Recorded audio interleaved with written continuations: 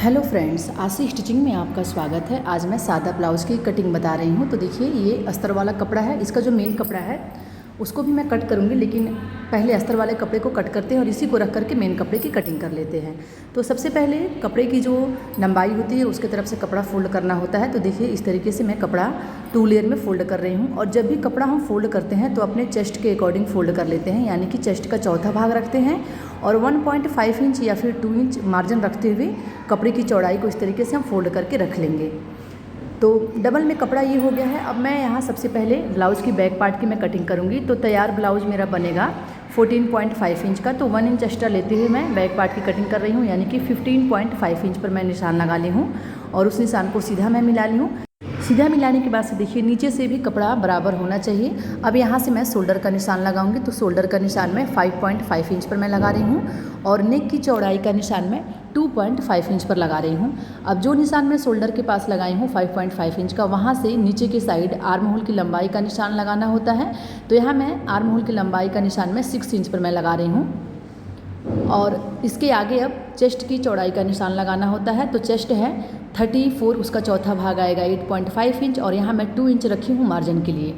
तो ये निशान लगाने के बाद यहाँ आर्म होल की गोलाई का शेप देना होता है। तो 1.5 इंच पर मैं निशान लगाई हूँ कोने में, और फिर जो आर्म होल की लंबाई है उसके सेंटर में मैं एक निशान लगा ली हूँ और दोनों निशानों को मिलाते हुए इस तरीके से गोलाई का शेप देना होता है। तो यहाँ मैं गोलाई का शेप दे दी हूँ, अच्छे से गोलाई का शेप देंगे। और फिर नीचे कमर का निशान लगाना होता है। तो ब्लाउज का जो कमर है उसको मैं सबसे पहले नाप ले रही हूँ। तो यहाँ आ रहा है 28 इंच।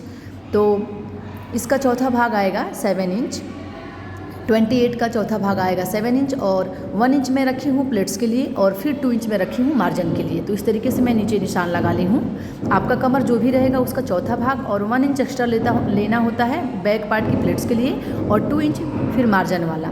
उसके बाद से देखिए, नेक की लंबाई का निशान मैं देख ले रही हूँ। तो नेक की लंबाई का निशान 10 इंच है। तो यहाँ मैं 10 इंच पर एक निशान लगा रही हूँ और ये मैं चौकोर गला बना रही हूँ। तो नीचे से मैं इसकी चौड़ाई 2 इंच रखूँगी और ऊपर से ये है 2.5 इंच। थोड़ा सा ग्लास शेप में बनेगा तो देखने में ज़्यादा अच्छा लगता है। चौकोर गला नीचे से थोड़ा सा कम रखते हैं और ऊपर से चौड़ाई उसकी थोड़ी सी ज़्यादा रखते हैं। तो यहाँ मैं इस तरीके से निशान में मिला ली हूँ चौकोर में। और शोल्डर को ½ इंच डाउन कर लेना है।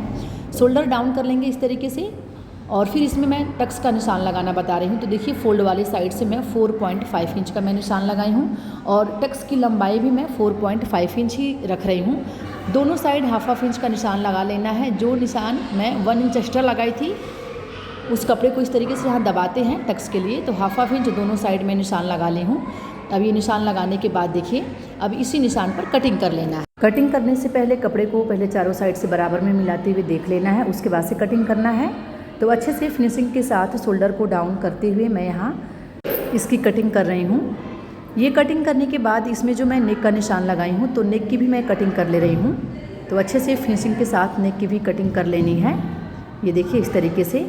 अब ये ब्लाउज़ का जो बैक पार्ट है कट गया है। अब जो ऊपर वाला कपड़ा है तो ऊपर वाले कपड़े से मैं ब्लाउज़ की फ्रंट पार्ट की मैं कटिंग करूँगी। तो जब हम फ्रंट पार्ट की कटिंग करते हैं तो बैक पार्ट से 1 इंच एक्स्ट्रा यानी कि बड़ा लेना होता है और ½ इंच चौड़ाई में भी हमको ज़्यादा लेना होता है। तो देखिए, बैक पार्ट की कटिंग में 15.5 इंच का मैं की थी, यानी कि लंबाई में 15.5 इंच रखी थी। तो फ्रंट पार्ट की लंबाई में 16.5 इंच रख रही हूँ। ऊपर से थोड़ा सा कपड़ा मेरा बड़ा है तो उसको मैं कटिंग करके निकाल दूँगी। बाकी ये जो कपड़ा है इसकी लंबाई 16.5 इंच है और चौड़ाई में भी हमको ½ इंच एक्स्ट्रा बढ़ाना होता है, क्योंकि जब हम हुक पट्टी और राई पट्टी अटैच करते हैं तो उसमें कपड़ा दबता है, उसके लिए। तो थोड़ी सी चौड़ाई में इसकी बढ़ा करके और कपड़ा मैं कट कर ली हूँ। कटिंग करने के बाद देखिए, अब मैं इसमें निशान लगा रही हूँ। तो जो निशान बैक पार्ट में लगा है सेम वही मेजरमेंट रखना है। इसमें फोल्ड वाले साइड से ½ इंच एक्स्ट्रा छोड़ना है जो कि हुक पट्टी और राई पट्टी में जाएगा उसके लिए। तो सबसे पहले मैं ½ इंच का निशान लगा ले रही हूँ ऊपर से नीचे तक और इस निशान को स्केल की सहायता से मैं सीधा मिला ले रही हूँ। और सीधा मिलाने के बाद अब मैं इसमें शोल्डर का निशान लगाऊंगी। तो चौड़ाई सेम रखना है शोल्डर का। इस ½ इंच को छोड़ते हुए शोल्डर का निशान लगाना है।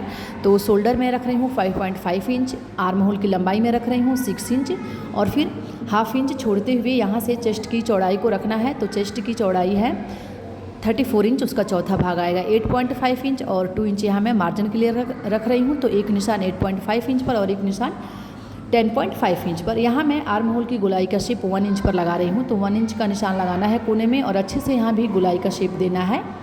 इसके बाद से नीचे कमर का निशान लगाना होता है। तो कमर की जो भी चौड़ाई होगी उसका चौथा भाग लेंगे और नीचे हम जो टक्स लगाते हैं उसकी चौड़ाई थोड़ी सी ज़्यादा रखते हैं। तो यहाँ मैं 2 इंच एक्स्ट्रा रखूँगी टक्स के लिए और बाकी मैं 2 इंच रखूँगी मार्जिन के लिए। तो कमर का चौथा भाग ले रही हूँ, उसके बाद से मैं 4 इंच एक्स्ट्रा रख रही हूँ। तो इस तरीके से नीचे भी मैं 2 निशान लगा ली हूँ, मार्जिन वाला और कमर की चौड़ाई का। तो इस तरीके से देखिए यहाँ मैं 2 निशान लगाने के बाद अब मैं यहाँ नेक का निशान लगाऊंगी। तो नेक की लंबाई मैं रख रही हूँ 6 इंच। ये फ्रंट नेक है तो 6 इंच ही इसकी लंबाई रखते हैं। नीचे से मैं नेक की चौड़ाई में रख रही हूँ 2.5 इंच और दोनों निशानों को मिलाते हुए बॉक्स तैयार करना है और फिर यहाँ से गोलाई का शेप देना है। फ्रंट नेक में गोल बना रही हूँ और इसमें भी शोल्डर को 1/2 इंच डाउन कर लेना है। अब इसके बाद से इसमें हम बेल्ट का निशान लगाएंगे और टक्स का निशान लगाएंगे। तो देखिए सबसे पहले हम इसमें देख लेंगे, जो ब्लाउज़ का मेरा नाप है उसमें देख लेना है कि टक्स का निशान कैसे लगा है और बेल्ट की जो चौड़ाई है उसकी चौड़ाई कितनी है उसके अकॉर्डिंग हम यहाँ निशान लगाएंगे। तो सबसे पहले देखिए यहाँ मैं बेल्ट की चौड़ाई को मैं नाप ले रही हूँ। तो इसकी चौड़ाई 3 इंच आ रही है। तो 1 इंच हम एक्स्ट्रा रखेंगे ताकि नीचे भी 1/2 इंच सिलाई में दब जाए और जब हम बेल्ट अटैच करें तो उसमें भी सिलाई में 1/2 इंच चला जाएगा। तो 1 इंच हमको एक्स्ट्रा रखना है। तो यहाँ मैं 4 इंच निशान लगाई हूँ और कमर वाले साइड से मैं 3 इंच का निशान लगाई हूँ। तो एक निशान में फोल्ड वाले साइड भी मैं 3 इंच का लगा ली हूँ और इस तरीके से इसका सेंटर मैं निकाल ले रही हूँ। देखिए दोनों साइड 3 इंच का निशान लगाना है और फोल्ड वाले साइड में एक निशान में 4 इंच पे लगाई हूँ। तो जो निशान में 4 इंच पे लगाई हूँ इस निशान से नीचे की साइड हम थोड़ा सा राउंड शेप देते हुए किनारे तक हम मिला लेंगे। तो इस तरीके से देखिए और निशान को हम अच्छे से डार्क कर लेंगे। तो ये बेल्ट का निशान लग गया है।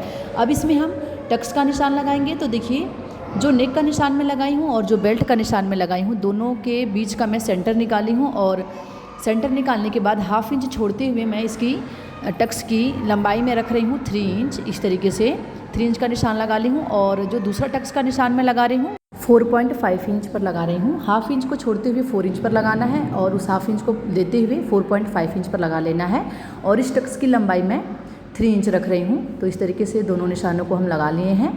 अब इन दोनों के बीच की दूरी को नाप लेंगे और जो भी दूरी आएगी सेम वही दूरी हमको तीसरे वाले टक्स में भी रखना है और सेम वही दूरी हमको चौथे वाले टक्स में भी रखना है। यानी कि चारों टक्स की जो दूरी रहेगी एक बराबर होनी चाहिए।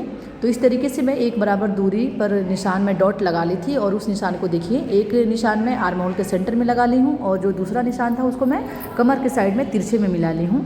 अब ये निशान लगाने के बाद देखिए दोनों साइड हम 1/2 इंच का निशान लगाएंगे और इस निशान को इस तरीके से मिला लेंगे।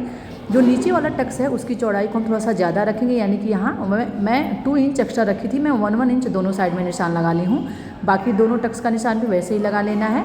अब हमको इसी निशान पर कटिंग कर लेना है और जब हम कटिंग करेंगे तो अच्छे से कपड़े को चारों साइड से बराबर में पहले मिलाते हुए एक बार देख लेंगे, फिर हम कटिंग करेंगे निशान के अकॉर्डिंग। तो यहाँ देखिए मैं ऊपर का कटिंग कर ली हूँ। अब जो इसका बेल्ट है बेल्ट को भी कटिंग कर लेना है।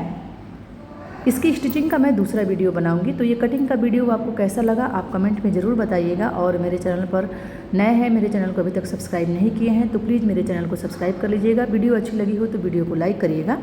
Thank you.